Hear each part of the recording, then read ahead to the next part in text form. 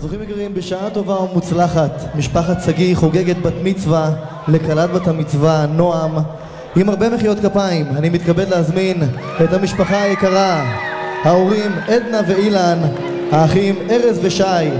חברים, תנו להם הרבה מחיאות כפיים בבקשה.